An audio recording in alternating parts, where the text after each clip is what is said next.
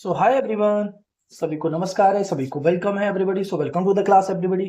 तो आज हम अदर एप्लीकेशन कैनोनिकल एंसेंबल की डिस्कस करने वाले हैं। प्रीवियस लेक्चर में हमने ऑलरेडी डिस्कस कर लिया है लाइक टू लेवल सिस्टम और आइडियल गैस सिस्टम और उनका पार्टीशन फंक्शन और उनसे रिलेटेड डिफरेंट डिफरेंट क्वांटिटीज को हमने ऑलरेडी डिस्कस कर लिया। Two application of canonical ensemble को हम डिस्कस कर लिया।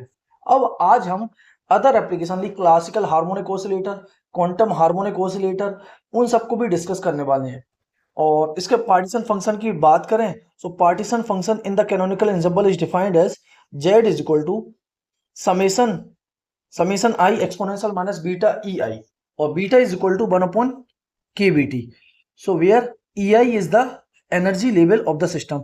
सो पार्टीशन फंक्शन हमें ऑलरेडी पता है, बट एक बार और हम बेसिक रिवाइज कर लेते हैं कि पार्टीशन फंक्शन की जरूरत क्यों पड़ी और इसका कोर कॉन्सेप्ट क्या है। So direct calculation of thermodynamics quantities from microstates is comp means direct calculation microstate से निकालना बहुत डिफिकल्ट है। सो पार्टीशन फंक्शन हेल्प करता है हमें माइक्रोस्टेट की इंफॉर्मेशन को मैक्रोस्कोपिक लेवल में समझने के लिए। Partition function act as a generating function. It simplifies calculation of microscopic observable means ये सिंप्लीफाई करता है माइक्रोस्कोपिक ऑब्जर्वेबल को। अगर हमें किसी सिस्टम का पार्टीशन फंक्शन पता है तो हमें all thermodynamic properties can be derived. अगर हमें once Z is known means हमें पार्टीशन फंक्शन पता है तो हम उससे सिस्टम की सभी थर्मोडायनेमिक प्रॉपर्टीज को ड्राइव कर सकते हैं। फिजिकल मीनिंग की बात करें so measure the weighted number of accessible state means हमें ये वेट मेजर करके बताता है कि access number of accessible state कितनी प्रेजेंट है। Higher energy states contributes less due to exponential suspension means higher energy states में पार्टिकल के पाए जाने की प्रोबेबिलिटी लेस होती है। सो हमें पार्टीशन फंक्शन के थ्रू पता चल रहा है। Z is equal to summation Boltzmann weighted states, Z is equal to summation Boltzmann weighted states. So large Z means अगर पार्टीशन फंक्शन लार्ज है means many accessible states means हमारे पास number of microstates बहुत ज्यादा है। सो उसके corresponding entropy भी high होगी। अब मैथमेटिकल डेरिवेशन की बात करें हम so P I is equal to directly proportional to exponential minus beta E I, जिसको हम ऑलरेडी डिस्कस कर चुके हैं कैनोनिकल एंसेंबल लेक्चर में। अब इस लेक्चर में हम अदर एप्लीकेशन को डिस्कस करने वाले हैं। उससे पहले एक हम बेसिक रफ आइडिया ले लें जो कि हम पहले ऑलरेडी प्रीवियस क्लास में डिस्कस कर चुके हैं कि ये पार्टीशन फंक्शन हम कैसे पता कर पाए कि हम प्रोबेबिलिटी को नॉर्मलाइज करते हैं तो जो क्वांटिटी आती है उसको ही हमने पार्टीशन फंक्शन कह रखा है। So partition function arises as a normalisation constant और ये कनेक्ट्स विद थर्मोडायनेमिक्स किस तरीके से अदर क्वांटिटीज के साथ कनेक्ट करता है। जैसे हमने किसी सिस्टम का पार्टीशन फंक्शन पता चल गया तो हम उसके करस्पॉन्डिंग हेल्महोल्ट्ज फ्री एनर्जी लिखेंगे F is equal to minus K B T L N Z और इसके बाद DF is equal to minus STDT minus PdV plus mu DN और कैलकुलेशन ऑफ थर्मोडायनेमिक क्वांटिटीज। अगर थर्मोडायनेमिक क्वांटिटीज को कैलकुलेट करें so average energy minus del upon del beta L N Z और entropy S is equal to K B L N Z plus beta average. और अगर हमें average energy पता चल गया तो हम इसके करस्पॉन्डिंग स्पेसिफिक हीट भी कैलकुलेट कर सकते हैं। So del upon del T average of energy का। और इसके बाद अगर एंट्रोपी हमें पता है सो हम इसके करस्पॉन्डिंग अगर हमने किसी सिस्टम की हेल्महोल्ट्ज फ्री एनर्जी लिख ली तो उसके करस्पॉन्डिंग एंट्रोपी कैलकुलेट कर सकते हैं, प्रेशर कैलकुलेट कर सकते हैं, केमिकल पोटेंशियल कैलकुलेट कर सकते हैं। यस सो अब इसको एंट्रोपी को इस फॉर्मूले से कनेक्ट कर सकते हैं या फिर प्रेशर को इस फॉर्मूले से भी कैलकुलेट कर सकते हैं और स्पेसिफिक हीट जो कि हम ऑलरेडी डिस्कस कर चुके हैं। So all thermodynamic quantities are derived from partition function. So हमने लास्ट प्रीवियस लेक्चर में टू लेवल सिस्टम और आइडियल गैस इक्वेशन को ऑलरेडी कैलकुलेट कर लिया। क्लासिकल हार्मोनिक ऑसिलेटर और क्वांटम हार्मोनिक ऑसिलेटर को अब डिस्कस करने वाले हैं। So partition function z is equal to 1 upon h की power q double integral GE exponential minus beta z dq p। So ये partition function for continuous system के लिए हो जाएगा। जैसे अब हार्मोनिक ऑसिलेटर एक हमारा जो क्लासिकल हार्मोनिक ऑसिलेटर है वो कंटिन्यूअस सिस्टम है तो उसमें हम ये फॉर्मूले को यूज करेंगे।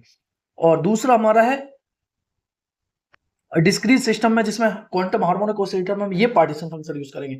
मीन वैल्यू निकालना है तो summation AI GI exponential minus beta EI by Z। So average energy summation I EI exponential minus beta EI upon Z। So Helmholtz free energy F is equal to minus K B T L N Z. So DF is equal to minus STDT minus PdV plus mu DN।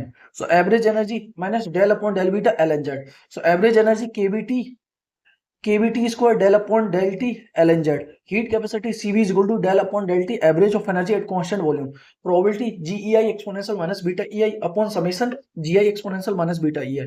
और entropy S is equal to minus KB summation I PI ln PI. और PI is equal to GAI exponential minus beta EI by Z. तो ये तो एक हमारे पास एक basic formulas है जो हम अब हार्मोनिक ऑसिलेटर में ये सब क्वांटिटीज को कैलकुलेट करेंगे। एंट्रोपी अगर हमने हेल्महोल्ट्ज फ्री एनर्जी लिख ली तो एंट्रोपी भी कैलकुलेट कर सकते हैं, प्रेशर भी कैलकुलेट कर सकते हैं, केमिकल पोटेंशियल भी कैलकुलेट कर सकते हैं। सो एक हमने पहले रफ ओवरव्यू समझ लिया पार्टीशन फंक्शन का। अब इसके बाद इसकी थर्ड एप्लीकेशन जो कि हमारा क्लासिकल हार्मोनिक ऑसिलेटर जिसको हम डिस्कस करने वाले हैं कैनोनिकल एंसेम्बल में। सो सबसे पहले बेसिक डेफिनेशन हम समझते हैं क्लासिकल हार्मोनिक ऑसिलेटर। ये ऐसा समझो जैसे एक हमारे पास ये स्प्रिंग अटैच और ये बॉक्स है।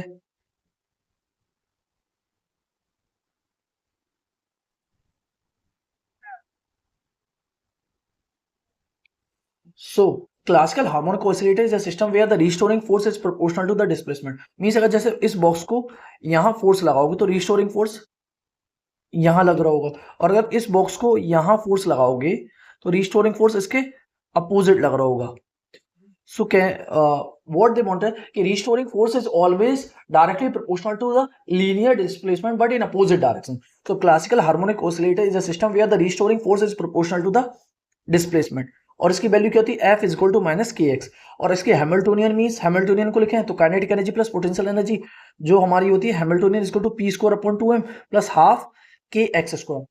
So partition function phase space derivation इसकी बात करें तो z is equal to 1 upon h। ये वन डायमेंशन में हम लिख रहे हैं सबसे पहले। सो वन डायमेंशन में हम partition function 1/h integral minus infinity two plus infinity dq minus infinity two plus infinity dx exponential minus beta h। सो सब्स्टिट्यूट क्योंकि हमें पता है ये तो फेज स्पेस तो 1/h एक्सपोनेंशियल हैमिल्टोनियन को इसमें पुट करेंगे। सो एक तो हमारा मोमेंटम पैरामीटर एक्सपोनेंशियल अलग हो जाएगा और exponential with respect to position अलग हो जाएगा। फिर इसके बाद इसमें गॉसियन इंटीग्रल को हम सॉल्व करते हैं तो एक्सपोनेंशियल माइनस एक्स स्क्वायर इसकी value pi by root pi by A हो जाएगी और इसकी value root pi M by beta होगी। सो जब इसको एग्जैक्ट कैलकुलेट करते हैं तो पार्टीशन फंक्शन निकल के आता है 2 pi upon H beta omega. और ओमेगा तो हमें पता है कि जो कि एंगुलर फ्रीक्वेंसी होती है। So z is equal to 2 pi upon h beta omega और ओमेगा की value under root K by M. So omega is equal to under root K by M. और इसका अल्टरनेटिव फॉर्म जो कि ये इस तरीके से याद करना इजी होता है z is equal to K B T upon h cut omega. So partition function means K B T upon h cut omega. So K B T upon h cut omega. So free energy की बात करें f is equal to minus K B T L N Z. So z is equal to f is equal to minus K B T L N K B T Z हमने already calculate कर लिया है। Z is equal to K B T upon H cut omega. सो इसमें जाके हम ये value put कर रहे हैं, इसमें हम जाके ये वैल्यू पुट कर रहे हैं। So minus K B T L N K B T upon H cut omega. So average energy minus del upon del beta L N Z. So average energy is equal to K B T. So energy equally distributed means partition function equipartition theorem भी हमें यही बताता है कि अगर तुम्हारे system में अगर ईच कोऑर्डिनेट टर्म एसोसिएट है तो एवरेज एनर्जी हर एक कोऑर्डिनेट में इक्वली डिस्ट्रीब्यूटेड होगी। सो energy equally distributed between kinetic and potential parts. So kinetic और पोटेंशियल पार्ट में इक्वली एनर्जी डिस्ट्रीब्यूट हो जाएगी। इसलिए हमारे पास एवरेज एनर्जी से हम कैलकुलेट करें काइनेटिक एनर्जी के करस्पॉन्डिंग हाफ केबीटी और पोटेंशियल एनर्जी के corresponding half KBT. So total energy average energy हमारी क्या आ रही है KBT। So KBT. So energy equally distributed between kinetic and potential parts. So CV is equal to del upon del T average energy और कहाँ पे at constant volume. So इसको differentiate करते तो CV की वैल्यू आती है KB और इसको R भी लिख सकते हैं। और ये कहाँ पे वन डायमेंशन में, कहाँ पे वन डायमेंशन। एंट्रोपी भी कैलकुलेट कर सकते हैं S is equal to K B L N Z plus beta average of energy. So equipartition theorem से हमने each quadratic degree contributes half K B T energy जो कि मैं ऑलरेडी बता चुका हूं। सो energy is equal to half kBT plus half kBT is equal to kBT. So classical harmonic oscillator perfectly satisfy equipartition theorem. So classical harmonic oscillator perfectly satisfy equipartition theorem. Equipartition theorem, classical harmonic oscillator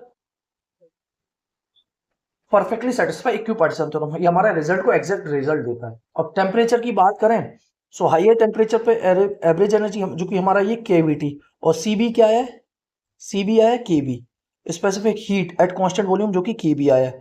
और अगर low temperature की बात करें, so classical theory predict same result as T tending towards zero. Means classical theory हमें तो यही बताती कि स्पेसिफिक जब लो टेम्परेचर पे जाते तो हमारी एनर्जी भी केवीटी होती है और हीट कैपेसिटी कांस्टेंट रहती है. बट एक्चुअल में क्लासिक लो टेम्परेचर पे ये बिहेवियर हमें इनकरेक्ट रिजल्ट देता है, क्योंकि हमें पता है specific heat eight low temperature पे हमें डायरेक्टली प्रोपोर्शनल टू टेम्परेचर हो जाती है, जिसको हम समरफील्ड मॉडल से एक्सप्लेन करते हैं सॉलिड स्टेट फिजिक्स में.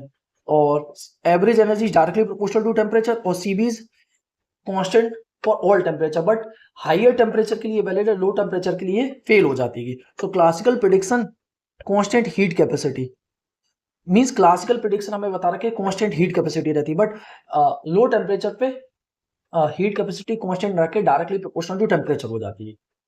सो क्लासिकल रिजल्ट वैलिड है high temperature, but low temperature पे ये रिजल्ट फेल हो जाते हैं. इसके फिजिकल सिग्निफिकेंस की बात करें, सो डेमोस्ट्रेट इक्विपार्टीशन थ्योरम, ये डेमोस्ट्रेट करता है इक्विपार्टीशन थ्योरम को. Basis of classical statistical mechanics, valid at high temperature only, और ये वैलिड है हाई टेम्परेचर पे.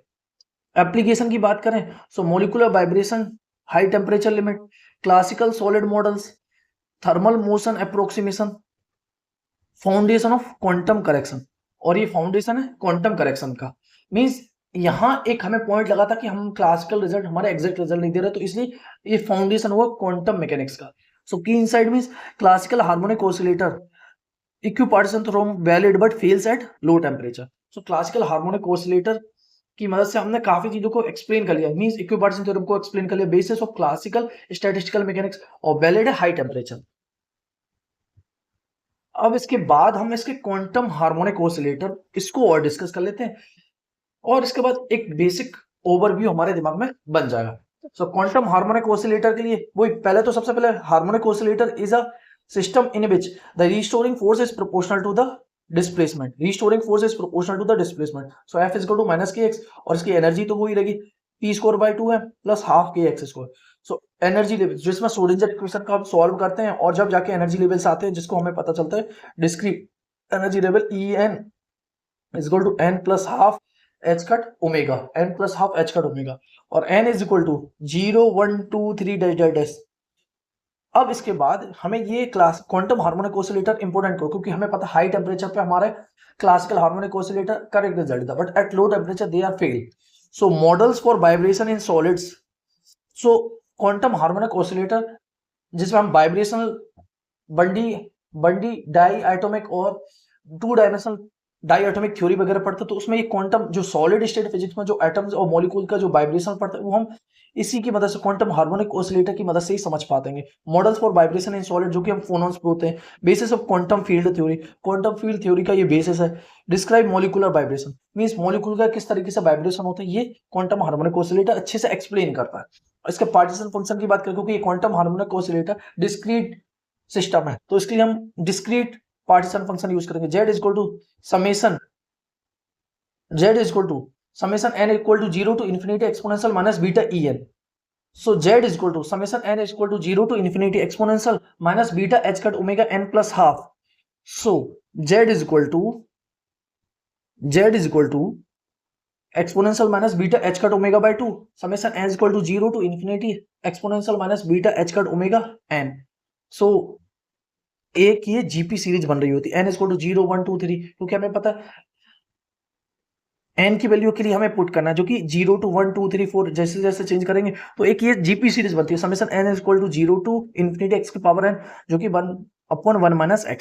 सो G P series z is equal to exponential minus beta h cut omega by 2 upon 1 minus exponential minus beta h cut omega.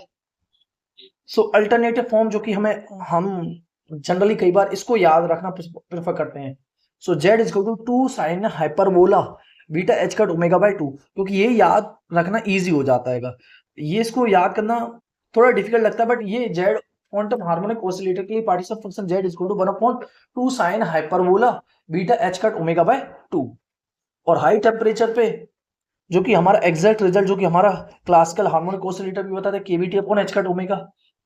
और thermodynamic quantities की बात करें जो कि हम कैलकुलेट करेंगे, हमने पार्टीशन फंक्शन लिख लिया तो हम अदर क्वांटिटीज को भी कैलकुलेट कर सकते हैं, F is equal to minus K B T L N Z. और इसके बाद इसकी वैल्यू जेड पार्टीशन फंक्शन की वैल्यू इसमें पुट करते हैं जेड के corresponding. So F is equal to H cut omega by 2, तो K B T L N 1 minus exponential minus beta H cut omega.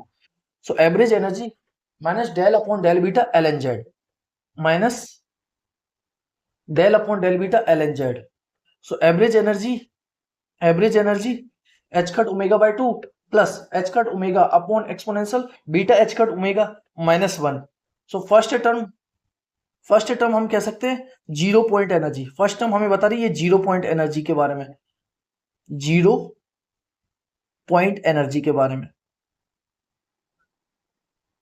और ये सेकंड टर्म हमें थर्मल एनर्जी के बारे में बता रही, मींस जब हम टेम्परेचर जीरो करते हैं तो क्लासिकल हार्मोनिक ऑसिलेटर तो कहता है कि उसकी एनर्जी जीरो हो जानी चाहिए, बट क्वांटम हार्मोनिक ऑसिलेटर बताता है कि स्टिल एनर्जी जीरो नहीं होती है, तो उसमें still zero point energy present होती है।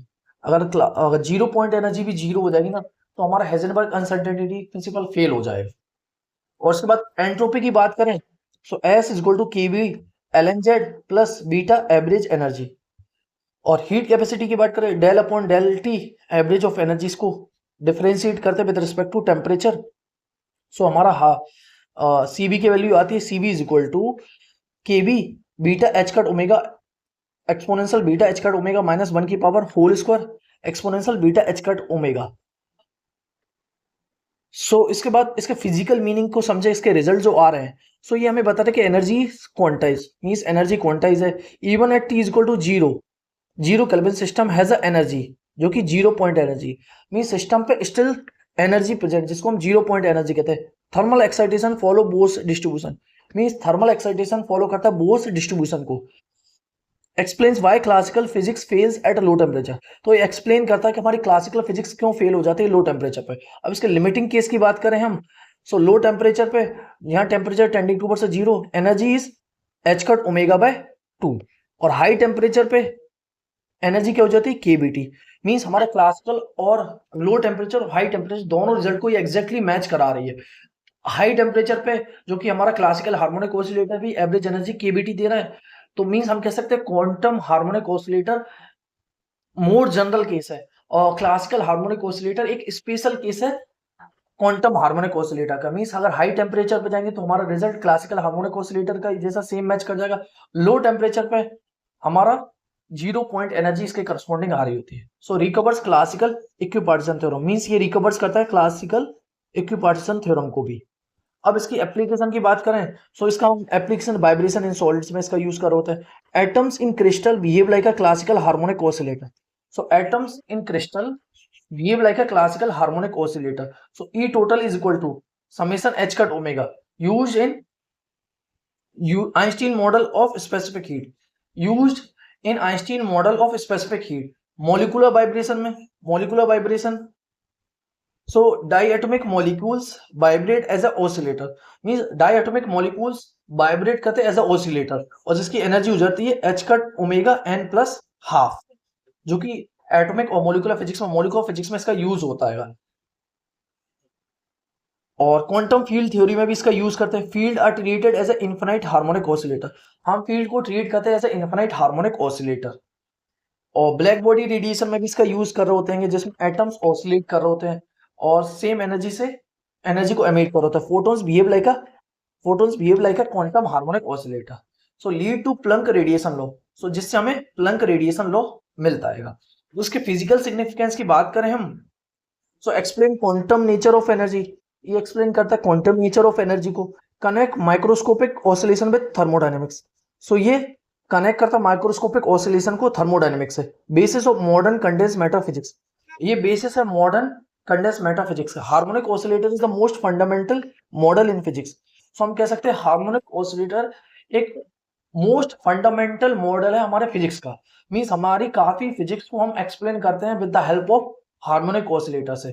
जो मोलिकुलर फिजिक्स, जो कंडेंस सॉलिड स्टेट फिजिक्स होती है, उसमें हम काफी जगहों पे हार्मोनिक ऑसिलेटर, एटम के जो अंदर वाइब्रेशन होता है उसको हार्मोनिक ऑसिलेटर मानकर ही सॉल्व करते हैं, और हमारे काफी फिनोमेना को हम एक्सप्लेन कर पाते हैं।